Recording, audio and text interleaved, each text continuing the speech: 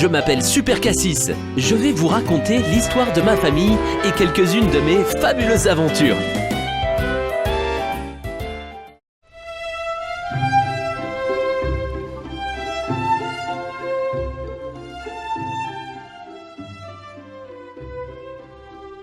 Mes lieux et dates de naissance sont encore inconnus. Certains me voient naître en Scandinavie, en Écosse, d'autres me mentionnent au Tibet, au Cachemire, dans le Kamtchatka, en Mongolie.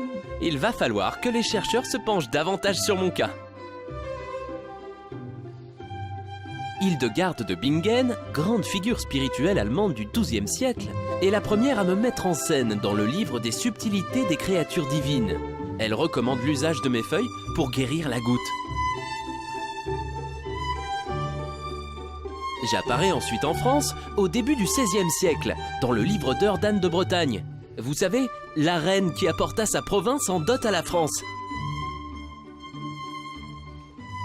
À Poitiers, en 1561, je suis recommandé dans un livre de chasse pour soigner les chiens victimes des morsures de serpents. C'est d'ailleurs dans le Poitou qu'on me baptisa pour la première fois du joli nom de Cassis.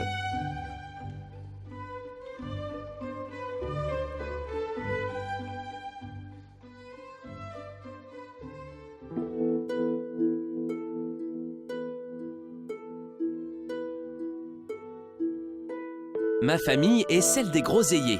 Les Espagnols me nomment encore de nos jours Grosella negra, ce qui signifie groseillier noir. J'ai la forme d'un arbrisseau rameux d'1 mètre environ. Mes branches sont recouvertes d'une écorce lisse de couleur brun-violet. Toutes mes parties sont abondamment pourvues de glandes qui sécrètent une huile très odorante. C'est le grand naturaliste suédois Carl von Linné qui établit mon arbre généalogique au XVIIIe siècle. J'appartiens à la famille des Ribes. Vous me trouverez plus précisément ici, chez les Ribes nigrum. La classe.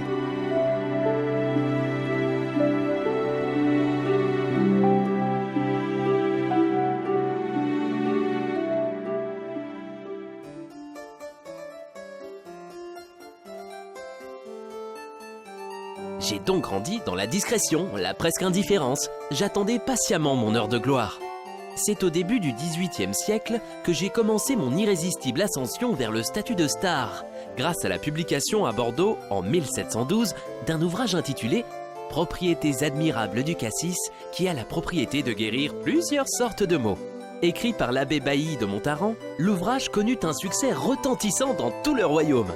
À l'époque, grâce à l'utilisation de mes feuilles, mon écorce, mes bourgeons et mes fruits, je suis déclaré panacée.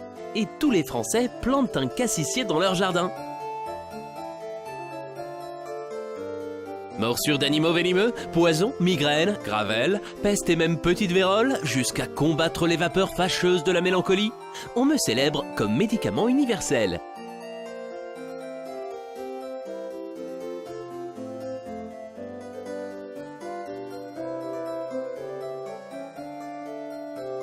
Malheureusement, à la fin du siècle des Lumières, je retournais provisoirement dans l'ombre.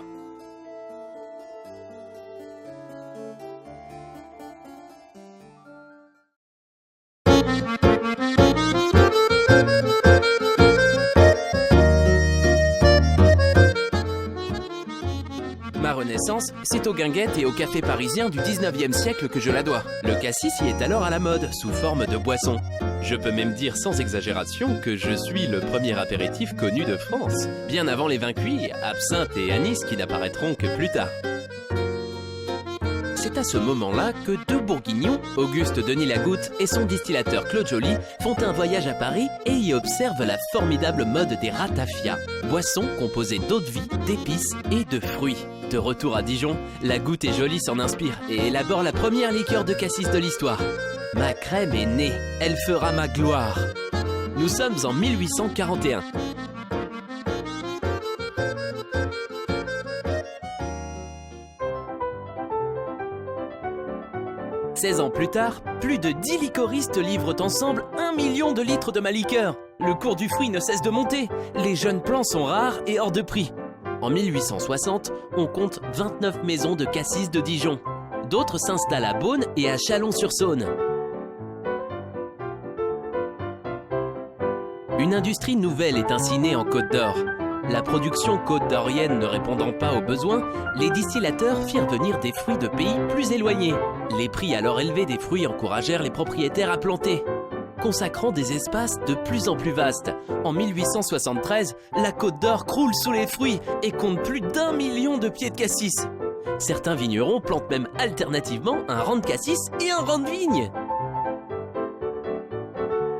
Dans le département de la Côte d'Or, le centre de culture du cassis correspond exactement au centre de culture de la vigne, le terroir des grands crus de Bourgogne.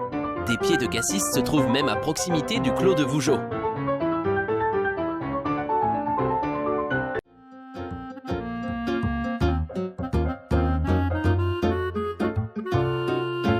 Le grand romancier Balzac me met en scène en 1833 dans Eugénie Grandet et le Père Goriot. Zola, Flaubert, Maupassant, Jules Renard, les frères Goncourt, Gérard de Nerval chantent mes louanges. Je suis devenu une star!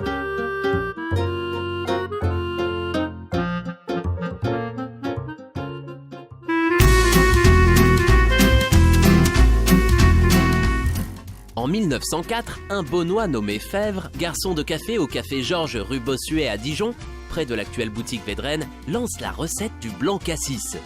2 tiers de Bourgogne à ligoter, 1 tiers de Macrème. L'idée est reprise par le maire de Dijon, Baraban, qui remplace l'habituel champagne par le blanc cassis dans les réceptions officielles.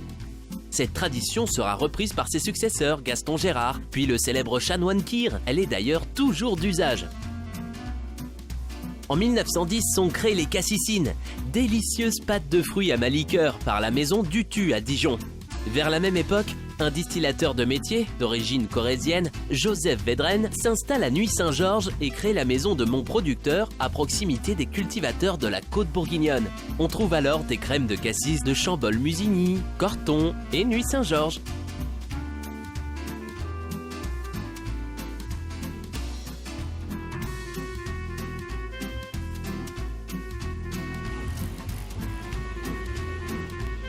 Le réseau ferroviaire PLM transporte chaque année des centaines de tonnes de cassis vers Paris, la province et l'Angleterre. Et les services commerciaux des chemins de fer distribuent gratuitement des boutures de ma plante dans la vallée du Rhône, le centre et le sud-est. Je me répands à nouveau dans tout l'Hexagone. C'est la folle époque de l'entre-deux-guerres.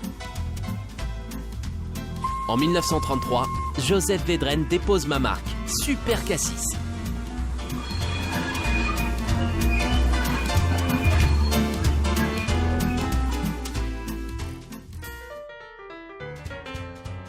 À la fin de la Deuxième Guerre mondiale, le chanoine Kir devient député maire de Dijon.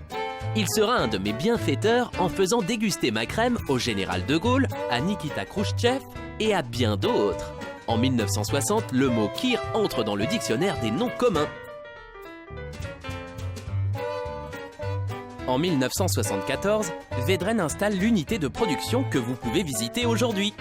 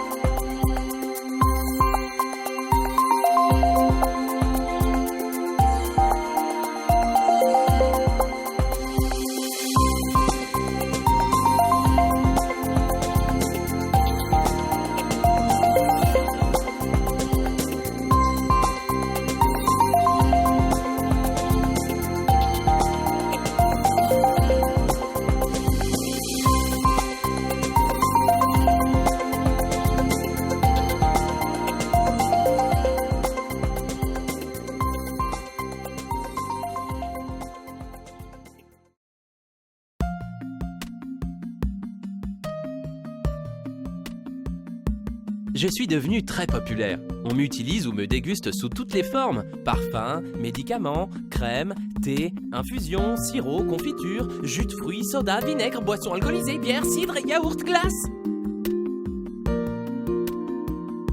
J'appartiens au club fermé des super fruits.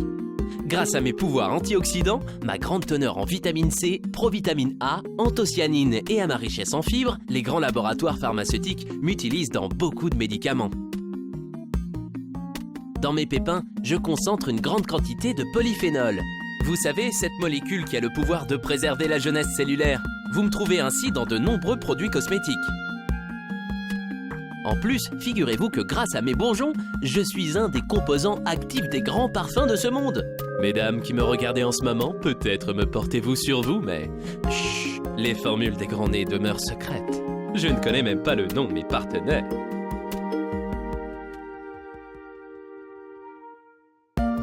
Et mon utilisation en cuisine est pratiquement illimitée. Confiture avec mes fruits, poivre avec mes bourgeons, cocktail avec ma crème, ou en pulpe dans du vinaigre et dans la moutarde. Je me marie aussi bien avec le salé qu'avec le sucré.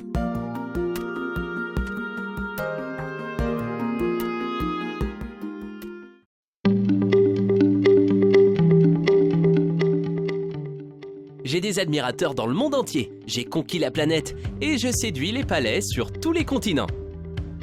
Mais pour tout vous dire, après avoir beaucoup voyagé, nulle part au monde je ne me sens aussi bien qu'ici, à Nuits-Saint-Georges, à proximité de mes producteurs, dans ma crème, où j'ai gagné mes plus belles récompenses. Il ne me reste plus qu'à réaliser mon rêve, que ma crème de cassis de Bourgogne devienne enfin une appellation d'origine contrôlée. Quelle reconnaissance ce serait, à côté des grands vins et des marées fines de Bourgogne.